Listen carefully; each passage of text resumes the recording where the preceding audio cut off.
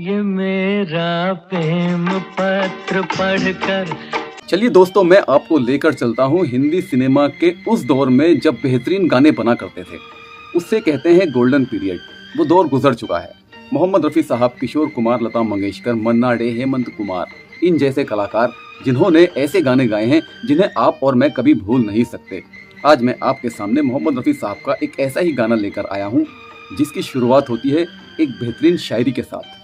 मेहरबान लिखूं, हसीना लिखूं या दिलरुबा लिखूं, हैरान हूं कि आपको इस खत में क्या लिखूं। ये मेरा प्रेम पत्र पढ़कर कि तुम नाराज ना होना, कि तुम मेरी जिंदगी हो, कि तुम मेरी बंदगी हो। इस गाने को फिल्म संगम में राजेंद्र कुमार साहब और वैजंती माला के ऊपर फिल्माया गया था। फिल्म की जान था ये गाना। संगम फिल्म जो कि 1964 में रिलीज हुई थी, इस फिल्म को डायरेक्ट किया था खुद राज कपूर साहब ने। राजेंद्र कुमार, वैजंती माला और राज कपूर ने इस फिल्म में लीड रोल किए थे और एक बड़ी ही ज़बरदस्त लव ट्रायंगल मूवी थी ये। ऐसी ही सिचुएशन का ये गाना है जब राजेंद्र कुमार वैजंती माला से मोहब्बत करते हैं, उस पार्ट में ये गाना होता है। और इस गाने का संगीत दिया है शंकर जयकिशन ने और इसके लिरिक्स लिखे हैं हसरत जयपुरी साहब ने। हसरत जयपुरी साहब जो किसी परिचय के मोहताज नहीं है, इनके गाने आप सुनते ही रहते होंगे। और दोस्तों, इस गाने को गाया है लेजेंडरी सिंगर मोहम्मद रफ़ी साहब और लता मंगेशकर जी ने। एक लव सॉन्ग है उस ज़माने में जब मोबाइल नहीं हुआ करते थे, कोई दूसरा माध्यम नहीं था अपनी प्रेमिका से अपने दिल की बातें कहने का, तो प्रेम पत्र के जरिए, लव लेटर के जरिए बातें कही जाती थी। ऐसे ही सिचुएशन में राजेंद्र कुमार साहब एक लेटर लिख रहे हैं अपनी प्रेमिका के नाम।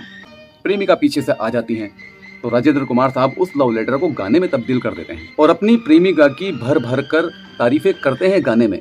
गाने के पहले अंतरे में वो कहते हैं अपनी प्रेमिका से, तुझे मैं चांद कहता था लेकिन चांद में तो दाग है, तुझे मैं चांद कहता था मगर उसमें भी दाग है, तुझे सूरज में कहता था लेकिन फिर ख्याल में आया होगा उसमें तो आग होती है, तो कह रहे हैं मगर उसमें भी आग है, तुझे इतना ही कहता हूँ कि मुझको तुमसे प्यार है।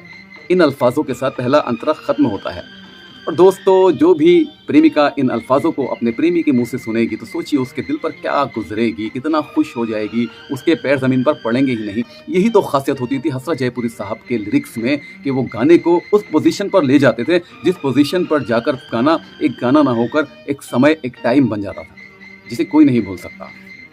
फिर गाना आगे बढ़ता है और मोहम्मद रफ़ी साहब का अंतरा आता है। तुझे गंगा में समझूंगा, तुझे जमुना में समझूंगा, तू दिल के पास है इतनी तुझे अपना मैं समझूंगा, अगर मर जाऊं रूह भटकेगी तेरे इंतज़ार में, इंतज़ार में, इंतज़ार में। इतनी मोहब्बत के गहरे अल्फाज इस गाने में पिरोए गए हैं कि आप इस गाने से अपने आप को टच होने से बचा ही नहीं सकते। कितना प्यारा गाना है, इतने प्यारे अल्फाज हैं कि जब भी आप इस गाने को सुनते होंगे यकीनन आपके कानों में रस घुल जाता होगा।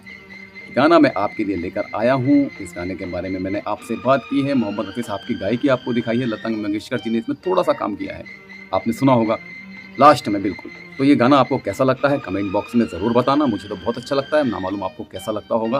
तो चलिए विदा लेते हैं आपसे, फिर मिलेंगे आपसे एक दूसरे वीडियो में कल।